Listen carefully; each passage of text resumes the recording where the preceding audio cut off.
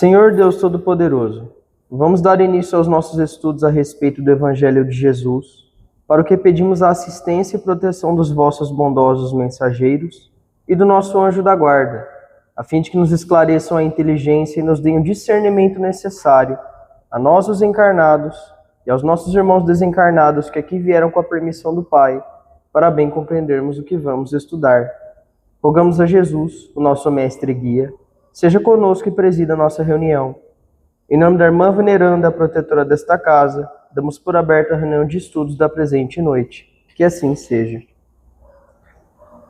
Crises. Pai, salva-me desta hora, mas para isto vim a esta hora. Jesus, João 12, 27. A lição de Jesus, nesse passo do Evangelho, é das mais expressivas.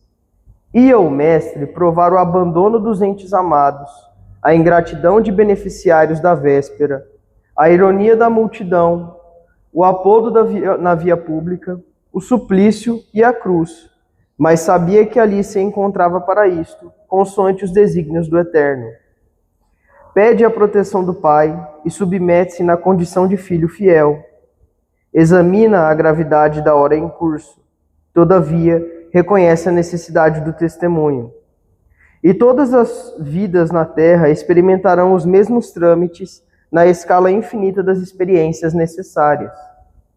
Todos os seres e coisas se preparam, considerando as crises que virão. É a crise que decide o futuro. A terra aguarda a charrua. O minério será submetido ao cadinho. A árvore sofrerá a poda. O verme será submetido à luz solar. A ave defrontará com a tormenta. A ovelha esperará a tosquia. O homem será conduzido à luta. O cristão conhecerá testemunhos sucessivos. É por isso que vemos, no serviço divino do Mestre, a crise da cruz que se fez acompanhar pela bênção eterna da ressurreição. Quando, pois, te encontrares em luta imensa, recorda que o Senhor te conduziu a semelhante posição de sacrifício, considerando a probabilidade de tua exaltação. E não te esqueças de que toda crise é fonte sublime de espírito renovador para os que sabem ter esperança.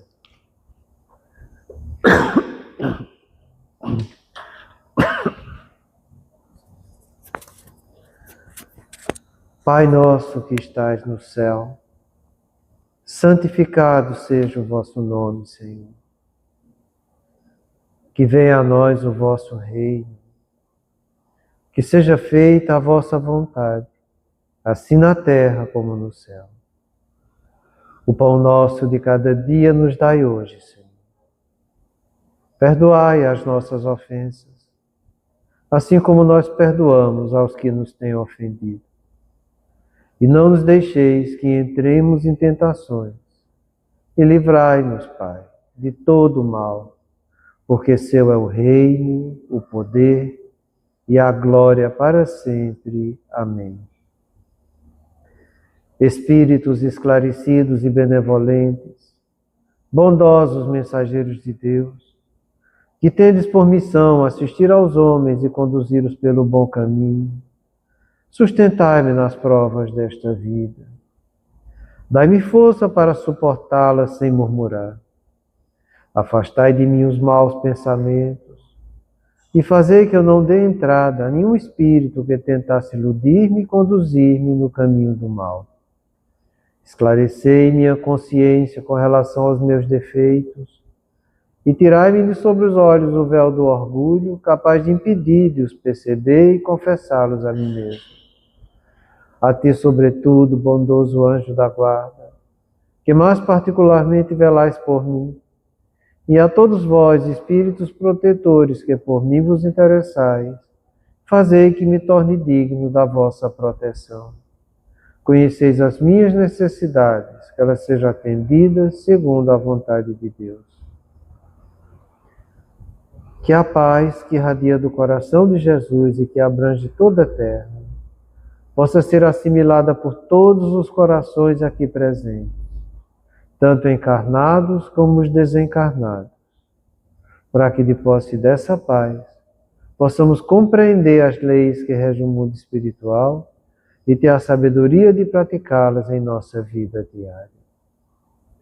Em nome do nosso Mestre amado Jesus, da irmã veneranda e sua equipe espiritual que nos assiste, bem como dos nossos anjos da guarda, solicitamos que a água aqui exposta seja fluidificada em nosso benefício.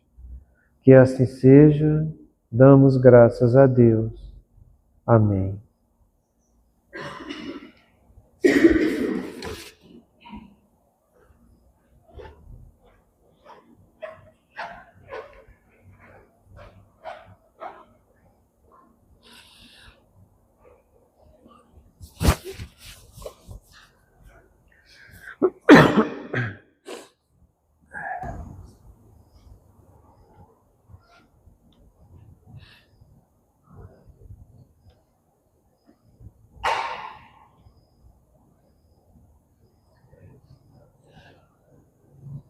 Então, voltando ao nosso estudo a respeito da importância do estudo aprofundado da nossa doutrina para a nossa vida, estamos analisando essa questão 115 do Livro dos Espíritos, que é como eu tenho falado nas últimas reuniões, é uma questão profunda e maravilhosa, que nos mostra o que Deus planejou e quer de cada um de nós. Eu vou ler mais uma vez a pergunta e a resposta. Questão 115. Dos espíritos, uns terão sido criados bons e outros maus? Deus criou todos os espíritos simples e ignorantes, isto é, sem saber. A cada um deu uma determinada missão com o fim de esclarecer e de os fazer chegar progressivamente à perfeição pelo conhecimento da verdade, para aproximá-los de si. Nessa perfeição é que eles encontram a pura e eterna felicidade. Passando pelas provas que Deus lhes impõe, é que os espíritos adquirem aquele conhecimento. Uns aceitam submissos essas provas e chegam mais depressa à meta que lhes foi assinalada. Outros só a suportam murmurando, e pela falta em que desse modo incorrem, permanecem afastados da perfeição e da prometida felicidade. A gente terminou a semana passada sobre esse tópico aqui que está grifado. Passando pelas provas que Deus lhes aceitam, que Deus lhes impõe, é que os espíritos adquirem aquele conhecimento. Nós já falamos várias vezes que todos nós passamos por provas em relação a nós com o nosso corpo, a nós com o nosso cônjuge, a nós no meio da família que estamos inseridos, tanto a que nascemos como aquelas que vamos dar origem, a que nasçam a partir da gente, e nós no meio nosso socioeconômico. Em qualquer uma dessas 4 possibilidades, em que você se relaciona com você mesmo e relaciona com os outros, é importante a palavra chamada respeito, que a gente sempre analisa nessa casa. E, diante disso, você tem que saber respeitar seu corpo, respeitar seu cônjuge, respeitar a família e respeitar o meio socioeconômico em que você está inserido. Toda vez que você falta com o respeito, você está ferindo a lei de Deus, você está falhando na sua prova e está fugindo de adquirir conhecimento. Então a coisa não fica muito complicada. A frase é muito simples. Passando pelas provas que Deus lhes impõe, é que os espíritos adquirem aquele conhecimento. Entenda que a imposição de Deus é uma imposição sobretudo e acima de tudo, amorosa. Ele só dá aquilo para cada filho que o filho tem condição de fazer. E fazer trabalhando essa palavra a respeito. Então, diante das dificuldades que cada um de nós estamos passando, pergunte a si mesmo: estamos agindo baseado no respeito ou na falta de respeito? Sua consciência vai saber muito bem a resposta. Entendendo de respeito pelo que é superior, eu tenho que praticar a obediência, a submissão e a reverência. Respeito em relação ao que é igual, eu tenho que trabalhar a honestidade, a lealdade e a justiça. E respeito em relação ao que é inferior, eu tenho que trabalhar a consideração, a tolerância e a não discriminação. E coloca isso na sua vida, de você para com você mesmo. Você está sendo honesto com o seu corpo? Você está sendo leal com ele? Você está sendo justo com ele? É você com você. Você com seu cônjuge é do mesmo jeito. Você com seu pai, a coisa é diferente. A coisa é no relacionamento vertical. Você com seu pai, com sua mãe, você tem que ter obediência, submissão e reverência. Você em relação aos seus filhos também é diferente. É relacionamento vertical. Você tem que ter para com eles a consideração, a tolerância e a não discriminação.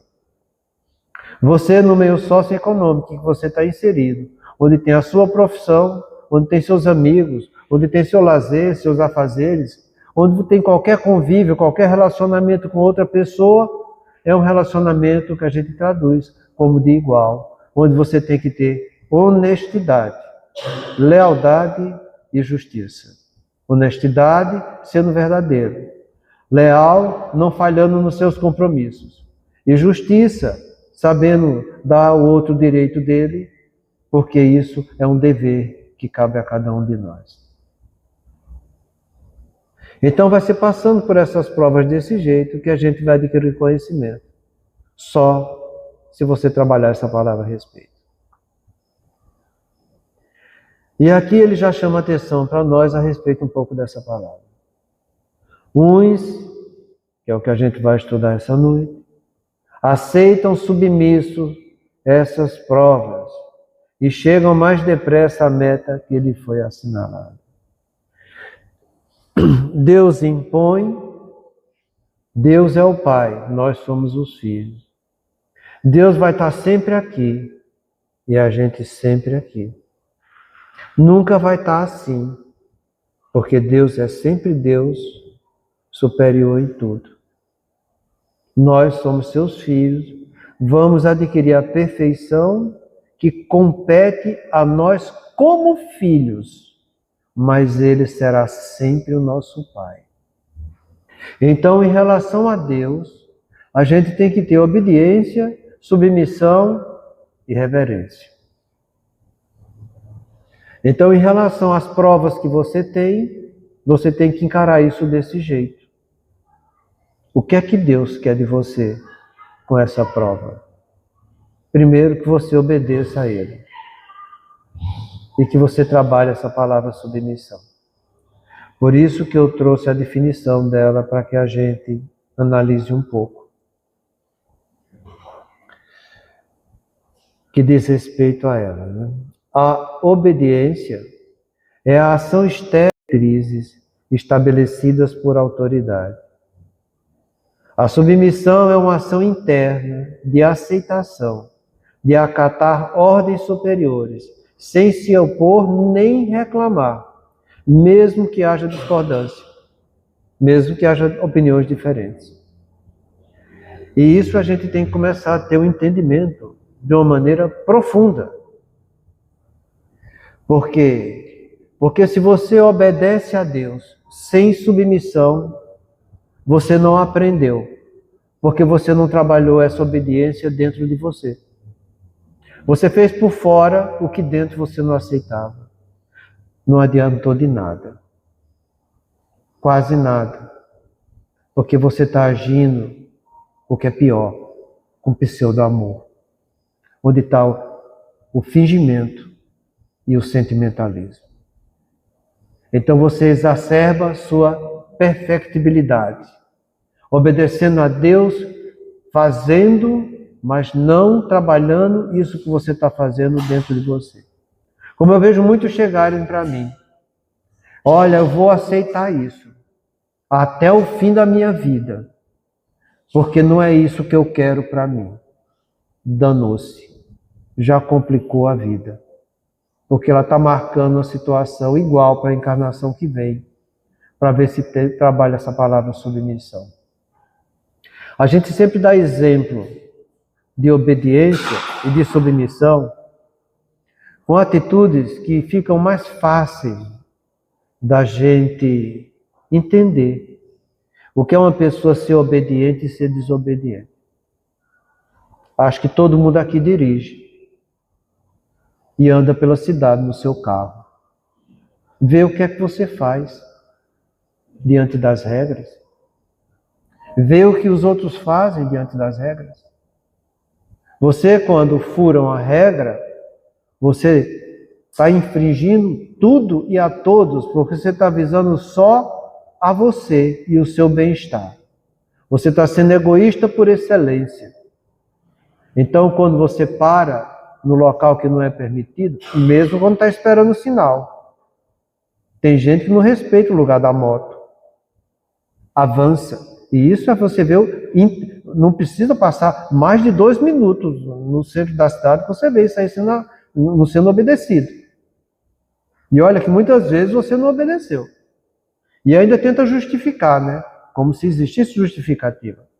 Por quê? Porque você que é espírita já aprendeu uma coisa. Que em nome da condição, não degrade a sua ação. Não queira arrumar explicação para a condição que você está tendo, para fugir da responsabilidade, não só da obediência, mas da submissão que você tem a essa autoridade. Então veja como é difícil as pessoas serem obedientes. Vê você diante da sua família. Como você foi obediente com seus pais, principalmente quando era adolescente. Uma beleza de obediência, uma maravilha. Entende? Muitas vezes fazendo de cara fechada. Ainda faz e demonstra a coisa. Faz em né? E faz com aquela cara, né? Quer dizer, isso não tem aprendizagem nenhuma. Isso é rebeldia, isso é pseudo-amor, isso é fingimento, isso é sentimentalismo da tua parte. São oportunidades de aprendizagem que o espírito está tendo e que ele está se recusando a colocar em prática. São essas coisas que a gente tem que trazer, esse ensinamento para a nossa vida. Eu não cheguei nem na submissão, eu estou falando só da obediência do nosso dia a dia. Veja a obediência que você tem no seu trabalho. Eu vejo como as pessoas chegam para trabalhar. Eu vejo as pessoas sentadas no seu celular na rede social, na hora de trabalho. Você acha que isso é obediência? Você acha que é certo? Você foi contratada para dar 8 horas do seu trabalho. Eu vejo as pessoas antes de trabalhar, não, primeiro é a meia hora do café. É lei. Senta e fica lá 30, 40, 50 minutos, 1 hora no café. Para depois começar a trabalhar. Você acha que isso é certo? Você acha que isso é obediência? Você acha que essa alma está aprendendo alguma coisa? Porque nem os padrões humanos ela está conseguindo cumprir. Meia hora antes de acabar o trabalho já acabou. Porque não faz mais nada, porque tem que se preparar para sair. Entende? É isso que a gente vê no nosso dia a dia. Então são pessoas que recusam os padrões, eu estou falando de padrões humanos, de obediência. São desobedientes por natureza. Toda vez que eu sou desobediente, tendo consciência da minha desobediência, o nome disso chama-se de rebeldia. É você se opor àquilo que você sabe que é certo. E você é 100 vezes mais culpado. Porque quanto maior a consciência que você tem do ato que você está praticando, maior vai ser a sua responsabilidade. E se você infringir isso, maior vai ser a sua culpabilidade. Então Deus, amoroso como é, nos impõe essas experiências para que a gente seja submissos do ponto de vista espiritual para Ele. Mas como eu posso ser do ponto de vista espiritual se nem do ponto de vista humano eu estou sendo?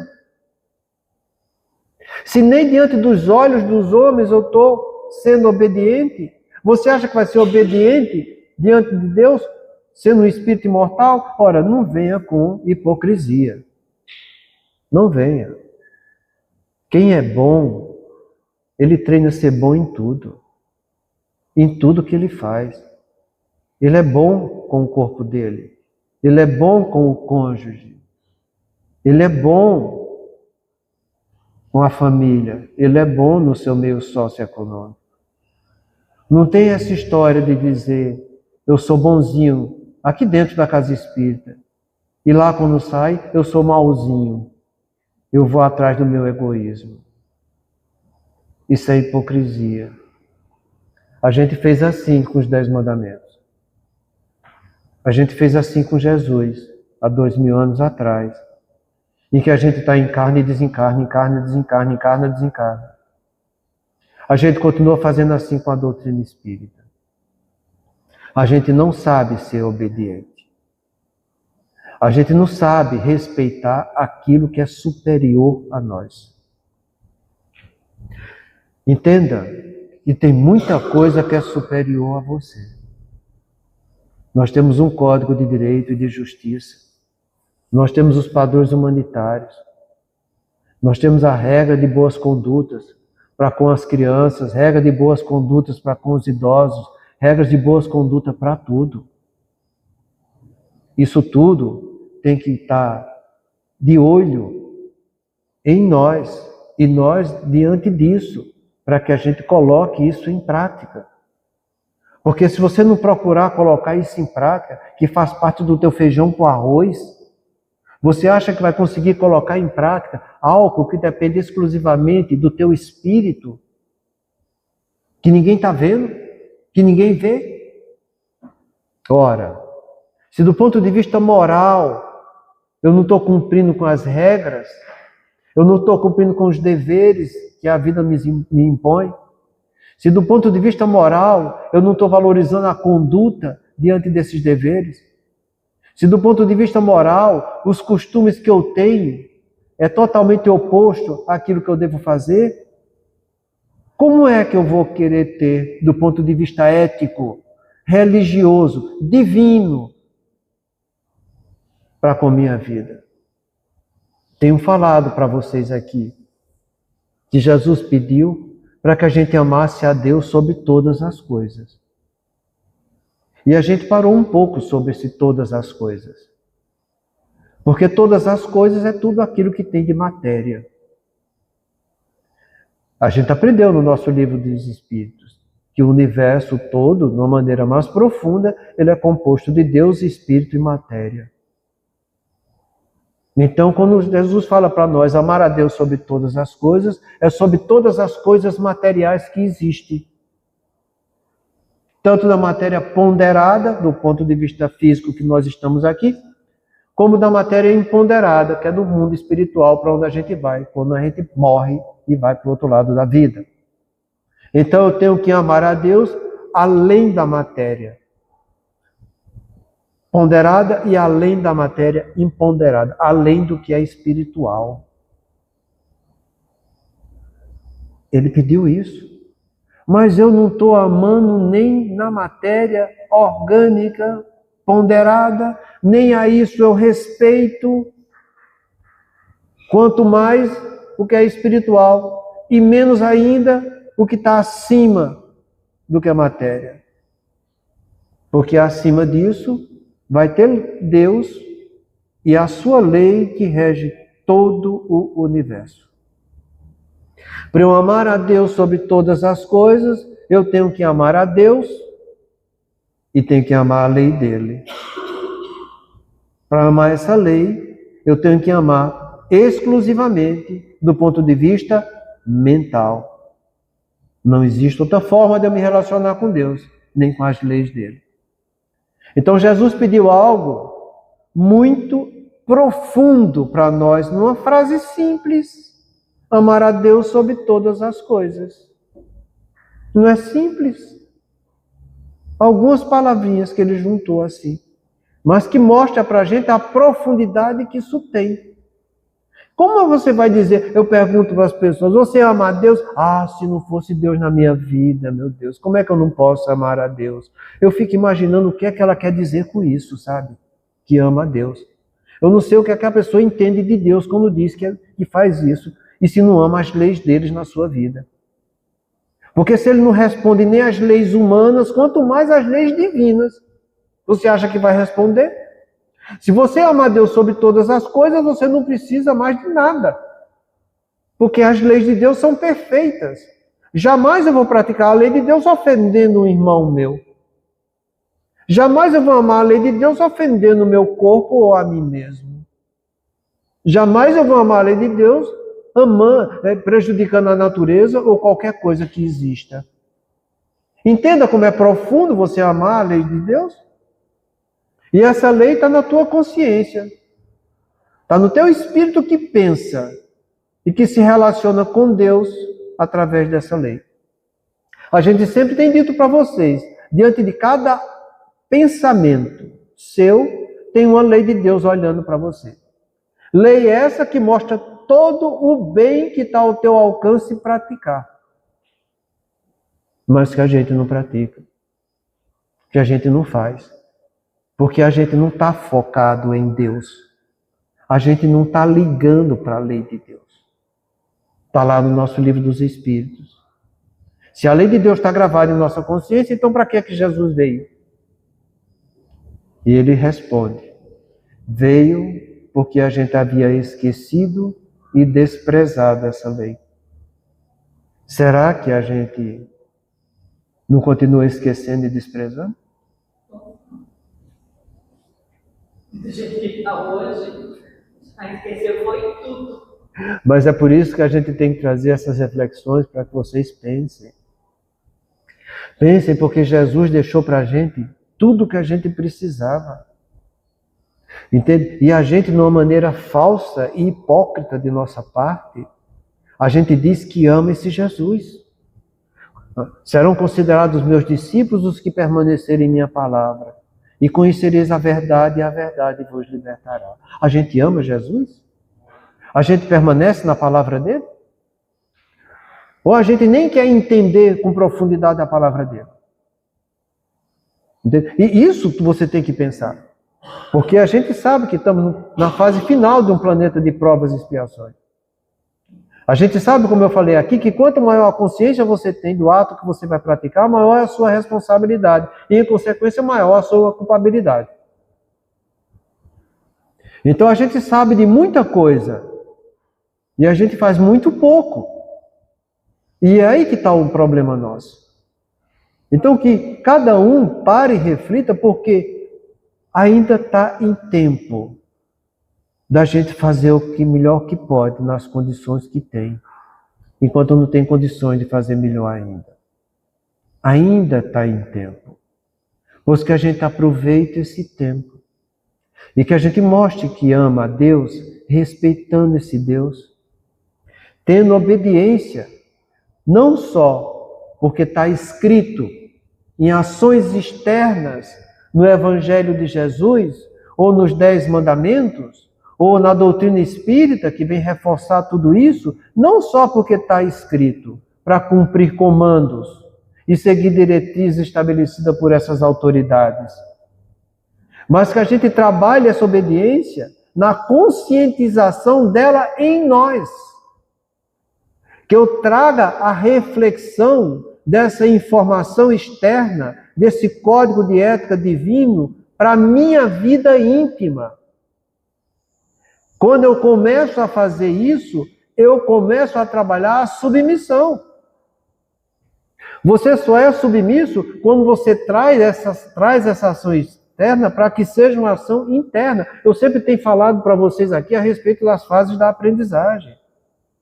A aprendizagem consta de 3 fases, entende? O conhecimento informativo, que é a obediência, a ação externa. Conhecimento reflexivo é você começando a ter submissão. Concordância do conhecimento consciente é a submissão consolidada em você.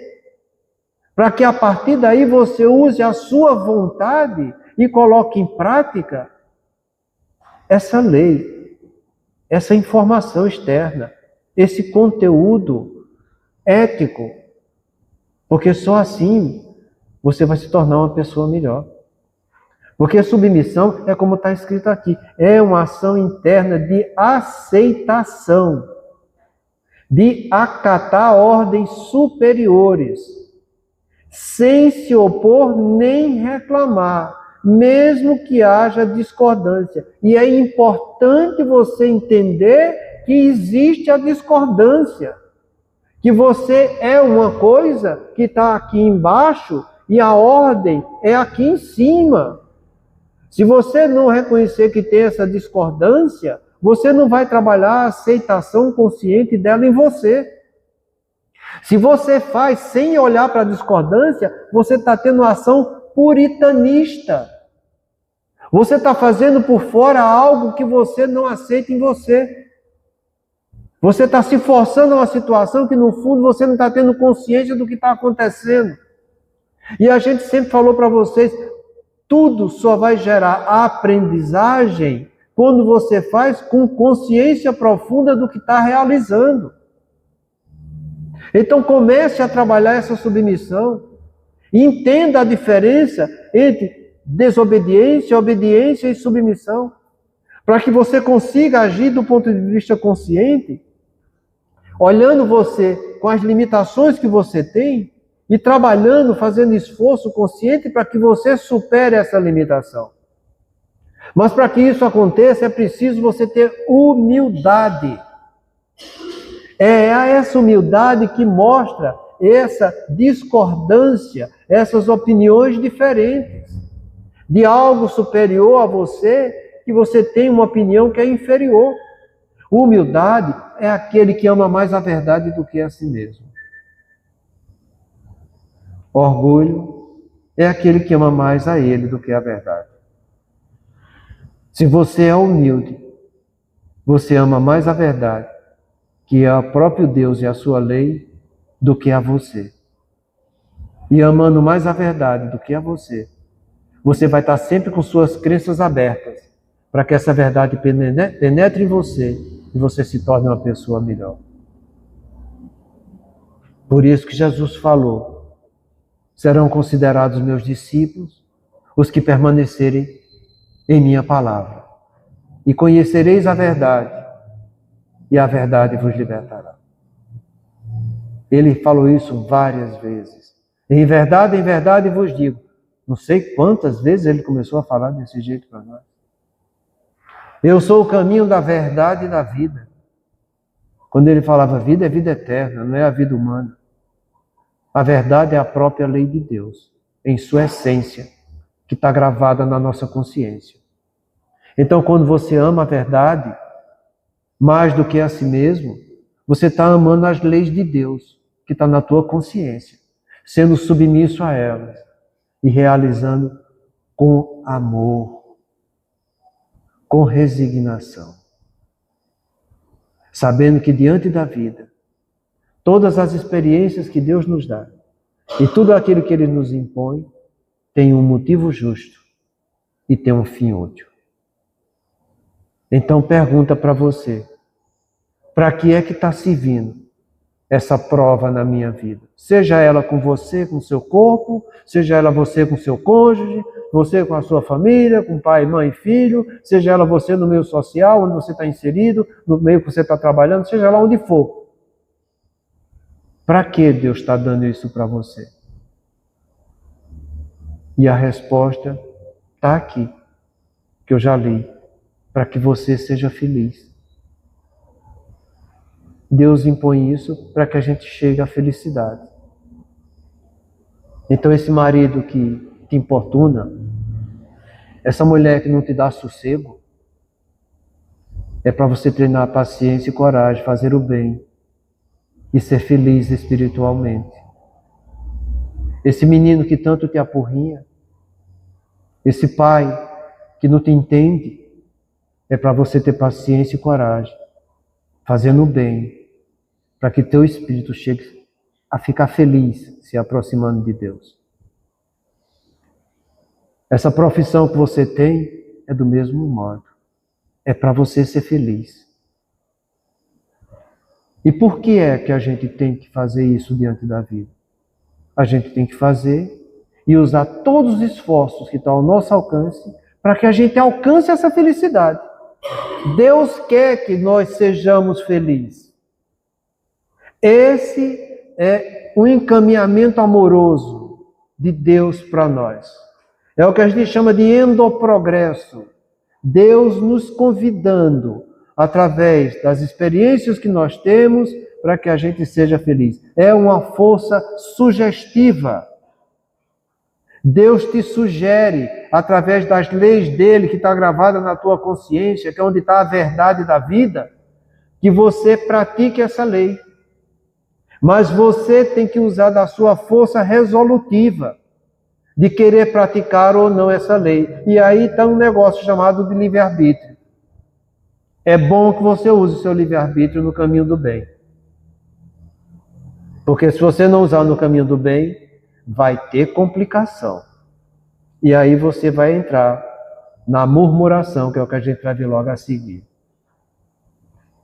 Então é assim. Que você tenha essa capacidade resolutiva, usando o seu livre-arbítrio, fazendo o bem diante de todas as contrariedades. Ou, como está no nosso livro dos Espíritos, diante de todas as vicissitudes que a vida te oferece.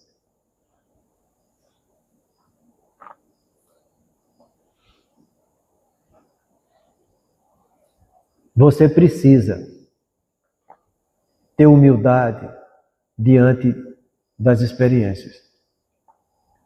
Toda vez que você exercita a humildade, você não faz o que você deseja. Você vai fazer o que deve, que é a lei de Deus. Nós todos aqui estamos mergulhados nesse prato da balança das nossas ações, em que ou você age pelo desejo ou você age pelo dever. Não existe outro caminho. É sempre desse jeito. O desejo seu pode ser algo consciente, que traz da tua intenção, ou pode ser algo ainda inconsciente, ou melhor dizendo, subconsciente, que vem através dos nossos impulsos, das nossas necessidades. A gente precisa saber educar nosso desejo. Senão você não vai ter aproveitamento. Quando a gente... Pode ser prazeroso também. O dever, ele pode ser prazeroso. Pode não. Ele traz felicidade, é diferente. O que é prazeroso é o que eu sinto através dos sentidos do corpo. É o que a gente chama de satisfação interna e satisfação externa.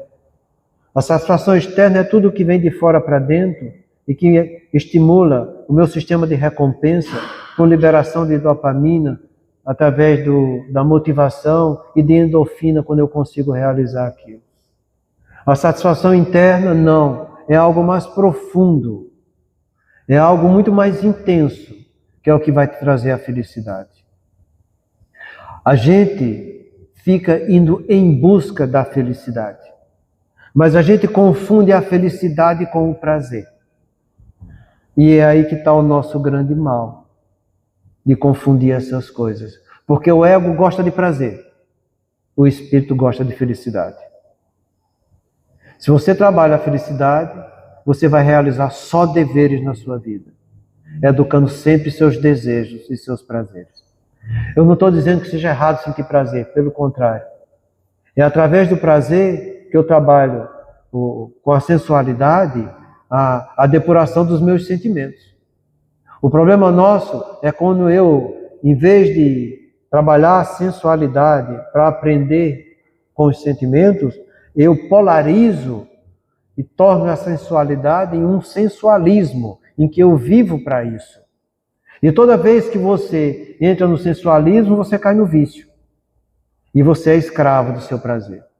Sim, mas em casa do que eu quis dizer, o dever, quando ele te traz o prazer nesse sentido de felicidade, que é uma coisa que você faz de dentro para fora, e que você se sente, como está em base plena, e ao mesmo tempo que não faz questão nenhuma de que as outras pessoas saibam que você fez. Só o fato de você conseguir alcançar um objetivo, uma ajuda ou em alguma outra coisa nesse sentido do seu dever, ela vai te dar, não esse prazer da carne, mas essa sensação boa que a gente tem quando é felicidade.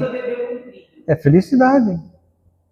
A norma, o normal, segundo Deus, é para a gente praticar sempre dever. A norma da lei de Deus é essa. Que a gente pratique deveres diante da vida. Pode falar. Felicidade não é também com consciência tranquilo que você se faz? É uma consequência da prática do dever. É a consciência tranquila. Kardec pergunta, aqui no Planeta de Provas e Expiações, está no livro 4 do nosso Livro dos Espíritos. Não existe para nós aqui no Planeta de Provas e Expiação um grau de felicidade comum a todos nós? Ele fala, sim, tem. Do ponto de vista material, você tem o que é necessário. Do ponto de vista moral, você tem a consciência tranquila e fé no futuro. Consciência tranquila você só tem quando pratica deveres. Fé no futuro você tem quando você foca em você, que é um espírito imortal, filho de Deus, aprendiz com a vida. Aí você vai estar tendo fé no futuro. Enquanto você não se enxergar um filho de Deus, espírito imortal, aprendiz com a vida, você não está tendo fé no futuro. Porque o teu futuro está sendo só a vida presente. E é aí que está o problema nosso. A gente fugiu da norma, da regra. Eu já falei isso aqui algumas vezes, mas vou falar de novo, entende? Porque às vezes as pessoas ficam achando que quando a gente diz ego é uma coisa ruim. Não é. Não é. O ego nosso desperta com a nossa consciência. E essa consciência que começa a acordar junto com o ego, ela vem para que você pratique as necessidades que seu corpo precisa. Necessidades essas que a gente tinha no reino animal, através dos instintos que mostrava que satisfeita a necessidade, acabou. Então, o animal tem fome, ele vai lá, come e vai embora. Deixa o resto da comida para os outros. Até divide com os outros. A gente não. A gente se empanturra. É aí que está o nosso problema. O ego nosso descobriu que as necessidades eram importantes, mas as necessidades também nos traz prazer. E a gente chama isso primarismo da consciência. É o prazer por quê? Alimentação, habitação, conquista das coisas externas. Alimentação, habitação, sexo e defesa, luta e fuga. Então o ego nosso foca em exagero nisso. Porque ele não está indo mais atrás do que é necessário. Ele quer mais do que necessário. Porque ele sente prazer naquilo que era necessário. Então comer é importante, a gente tem que comer para manter nosso corpo vivo, sarado e comer bem. Mas aí o ego diz, não, eu vou comer o que é gostoso. Então, açúcar é gostoso, eu vou me espanturrar em cima de açúcar. Certas gorduras são gostosas, eu vou comer o que é gordo. E haja ponta de peito, tá entendendo? E assim vai. O que eu quero que você entenda é isso. O nosso ego é bom, mas você tem que convidar ele a fazer o que é necessário. Nós polarizamos o ego no abuso e no vício. E é por isso que nosso sistema de recompensa foi danificado por nós mesmos com as nossas escolhas. Então a gente fugiu da regra que Deus deu. nós infringimos a lei de Deus. Nós vamos além da necessidade. E a gente cai no sensualismo. Isso chama-se de abuso. E essa palavra abuso no nosso livro dos Espíritos é abundante.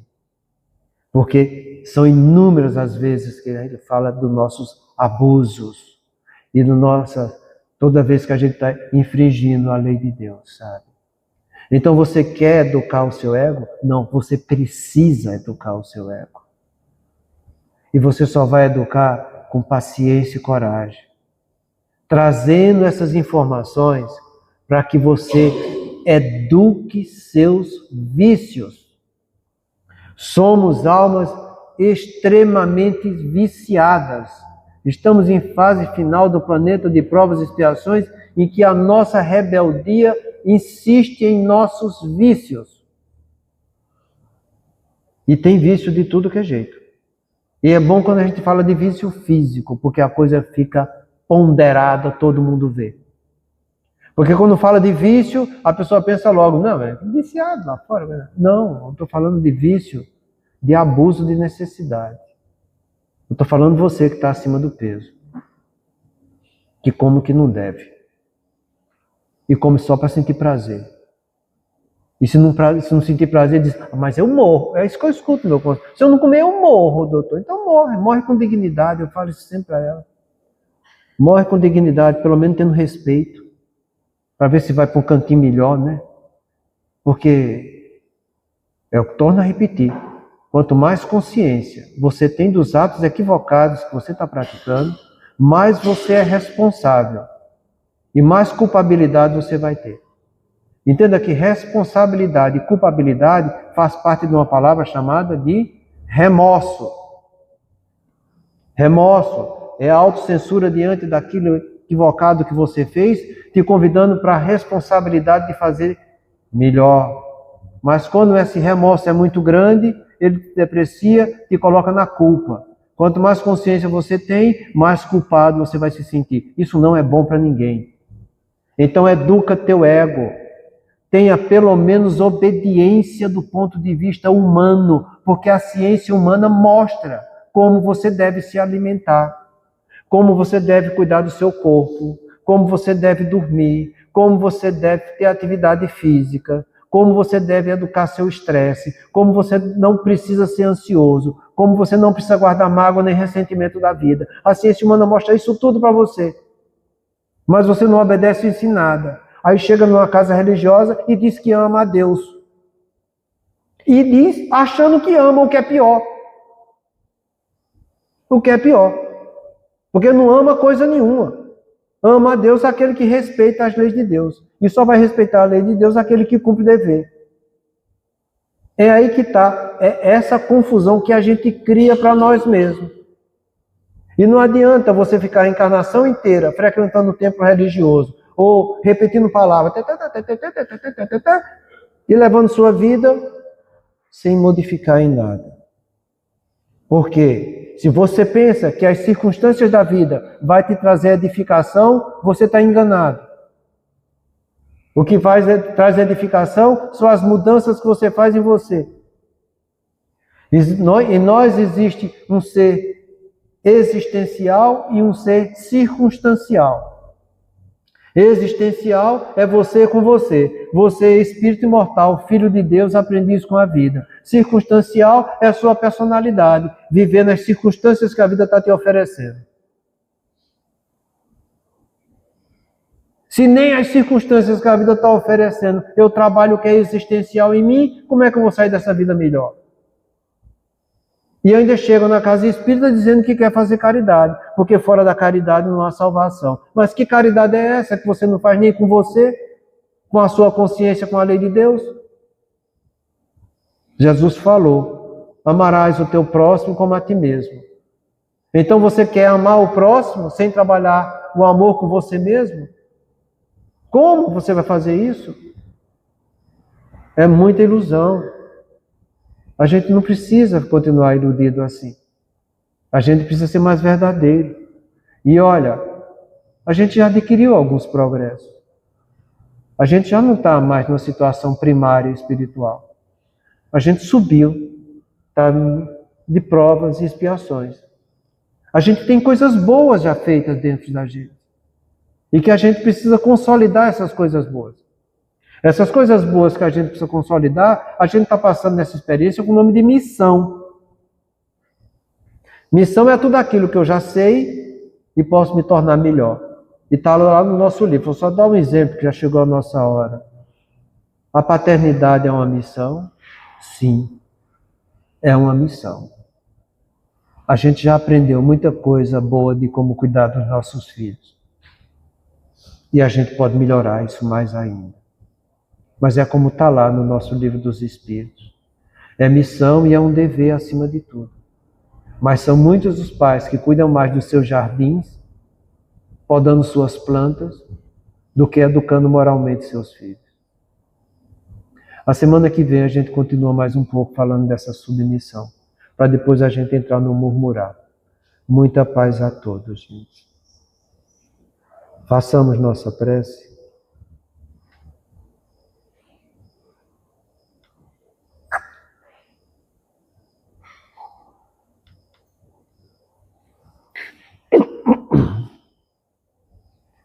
E que a gente reflita um pouco sobre isso, entende?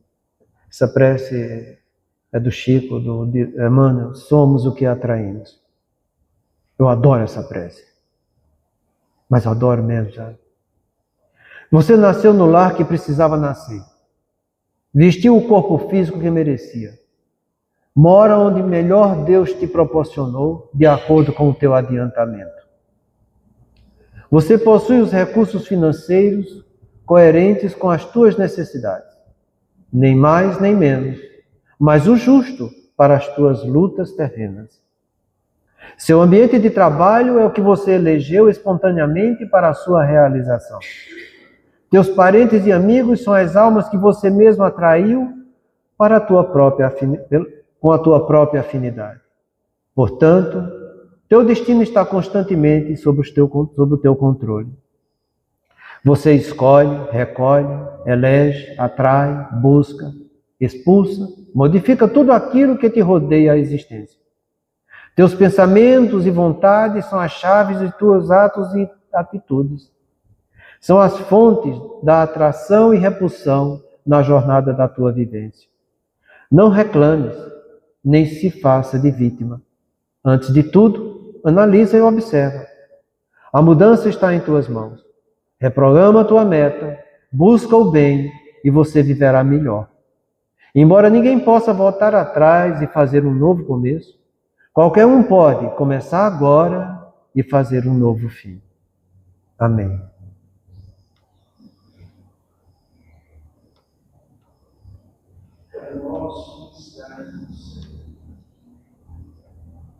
Santificado seja o vosso nome. E venha a nós o teu reino, Senhor. Que seja feita a vossa vontade, assim na terra como no céu. O pão nosso de cada dia,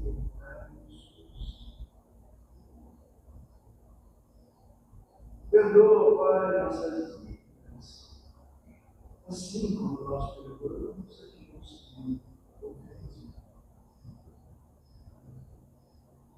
Não nos deixe entregues às tentações, mas livra-nos de tudo, porque teu é o poder, o reino e a glória para todos. Que assim seja.